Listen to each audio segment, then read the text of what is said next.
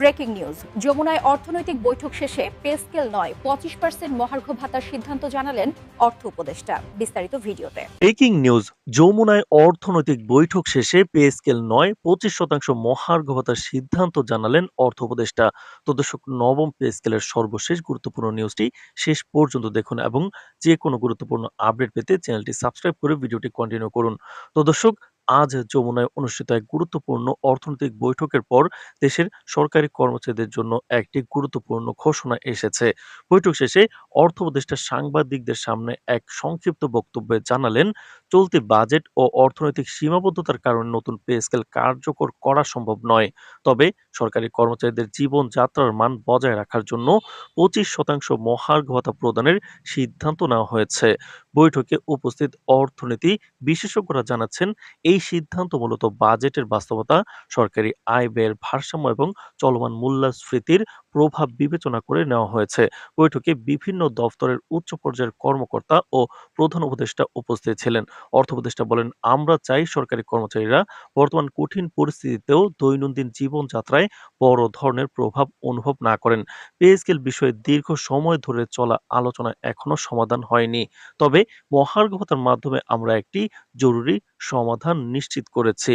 তো দর্শক, এই ঘোষণার পর সরকারি কর্মচারীদের মধ্যে মিশ্র প্রতিক্রিয়া লক্ষ্য করা গেছে। অনেকেই মনে করছেন 25% মহার্ঘ ভাতা চলতি সময়ে অর্থনৈতিক চাপ কিছুটা কমাবে, কিন্তু দীর্ঘদিন ধরে প্রার্থিত পে স্কেল বৃদ্ধির দাবির সঙ্গে এটি পর্যাপ্ত নয়। একই সঙ্গে কিছু বিশেষজ্ঞ বলছেন, বাজেটের সীমাবদ্ধতা বিবেচনা করে এটি সরকারের পক্ষ থেকে দায়িত্বশীল ও বাস্তবসম্মত পদক্ষেপ। তো দর্শক, রাজনৈতিক বিশ্লেষকরা মনে করছেন, এই ঘোষণার মাধ্যমে সরকার চাইলেও কর্মচারীদের ক্ষোভ কিছুটা হ্রাস করতে। তবে তারা সতর্ক করে জানাচ্ছেন, পে স্কেল বৃদ্ধির বিষয়টি দীর্ঘমেয়াদে সরকারি কর্মচারীদের মধ্যে অসন্তুষ্টি সৃষ্টি করতে পারে। বিশেষত নির্বাচনের আগে যদি স্থায়ী সমাধান না আসে, তবে আন্দোলনের চাপ আরো তীব্র হতে পারে। তো দর্শক, ভিডিওটির এই মুহূর্ত পর্যন্ত যারা দেখছেন, চ্যানেলটি সাবস্ক্রাইব করে রাখুন পরবর্তীতে নবম পে স্কেলের সকল আপডেট সবার আগে পেতে।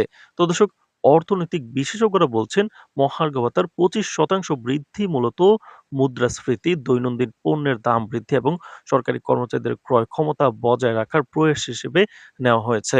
বৈঠকে আলোচনা করা হয়েছে কিভাবে সরকারের বাজেট সীমাবদ্ধতার মধ্যে কর্মচারীদের জীবনযাত্রার মান ধরে রাখা সম্ভব।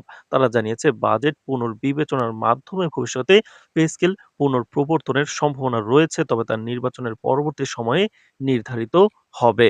বৈঠক শেষে অর্থ উপদেষ্টা সাংবাদিকদেরকে বলেন, আমরা বুঝতে পারি সরকারি কর্মচারীদের দীর্ঘদিনের প্রত্যাশা পে স্কেল বৃদ্ধির, তবে চলতি বাজেট ও অর্থনৈতিক বাস্তবতার কারণে তা এখন সম্ভব নয়। এর বদলে 25% মহার্ঘ ভাতার মাধ্যমে আমরা তাদের দৈনন্দিন ব্যয় কিছুটা হ্রাস করতে সক্ষম হয়েছি। আমরা আশা করি এই পদক্ষেপ কর্মচারীদের মানসিক চাপ কমাতে সাহায্য করবে। দেশব্যাপী সরকারি দফতরগুলোতে এই ঘোষণা দ্রুত ছড়িয়ে পড়েছে। কর্মচারীরা সামাজিক যোগাযোগ মাধ্যমে তাদের প্রতিক্রিয়া জানাচ্ছেন। অনেকে লিখেছেন, মহার্ঘ ভাতা সহায়ক, তবে পে স্কেল না বাড়ায় হতাশা তৈরি হয়েছে। অন্যদিকে কিছু অর্থনীতি বিশেষজ্ঞ বলছেন, এটি সরকারের দীর্ঘমেয়াদী অর্থনৈতিক স্থিতিশীলতার জন্য প্রয়োজনীয় একটি বাস্তবসম্মত পদক্ষেপ, যা বাজেট ভারসাম্য বজায় রাখবে। রাজনৈতিক পর্যবেক্ষকরা মনে করছেন, এই ঘোষণার মাধ্যমে সরকার একটি মধ্যপন্থী সমাধান উপস্থাপন করেছে। এটি সরকারি পে স্কেল বৃদ্ধির দাবি পূরণ করে না, তবে তাৎক্ষণিকভাবে সরকারি কর্মচারীদের অর্থনৈতিক চাপ কিছুটা হ্রাস করবে। নির্বাচনের আগে এই পদক্ষেপ কিছুটা রাজনৈতিক স্থিতিশীলতা রক্ষা করতে সহায়তা করবে, তবে দীর্ঘমেয়াদে সমস্যার সমাধান হিসেবে এটি পর্যাপ্ত নয়। তো দর্শক, ভিডিওটির এই মুহূর্ত পর্যন্ত যারা দেখছেন, চ্যানেলটি সাবস্ক্রাইব করে রাখুন পরবর্তীতে নবম পে স্কেলের সকল আপডেট সবার আগে পেতে। তো দর্শক, অর্থনৈতিক বিশ্লেষণ অনুযায়ী মহার্ঘ ভাতার 25% বৃদ্ধি মূলত নির্দিষ্ট আয়ের শ্রমিক ও সরকারি কর্মচারীদের ক্রয় ক্ষমতা রক্ষার জন্য পরিকল্পিত। বিশেষজ্ঞরা বলছেন যে, এই পদক্ষেপ সরকারি খরচ বৃদ্ধি করবে, তবে বর্তমান বাজেট সীমাবদ্ধতার মধ্যে এটি সম্ভবপর এবং কার্যকর।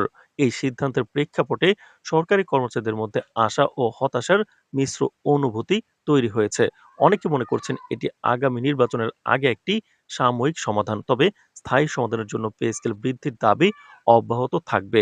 অন্যদিকে বিশেষজ্ঞরা বলছেন, মহার্ঘ ভাতার মাধ্যমে বর্তমান বাজেটের মধ্যে কিছুটা স্বস্তি আসবে, যা অর্থনীতির উপর অতিরিক্ত চাপ সৃষ্টি করবে না। বৈঠকের পরবর্তী দিনগুলোতে সরকারি দপ্তরগুলোতে এই সিদ্ধান্তের বাস্তবায়ন শুরু হবে। মহার্ঘ ভাতার এই 25% বৃদ্ধি কর্মচারীদের আয়ের কিছুটা বৃদ্ধি করবে এবং দৈনন্দিন জীবনযাত্রার ব্যয় সামাল দিতে সহায়ক হবে। তবে দীর্ঘমেয়াদী পে স্কেল বৃদ্ধি নিয়ে সরকারের নীতি ও সম্ভাব্য পদক্ষেপ আগামী বাজেট আলোচনায় পুনর্নির্ধারণের বিষয় হয়ে দাঁড়াবে। সারসংক্ষেপে বলা যায়, আজ যমুনায় অনুষ্ঠিত বৈঠক দেশের সরকারি কর্মচারীদের জন্য একটি মধ্যপন্থী সমাধান উপস্থাপন করেছে।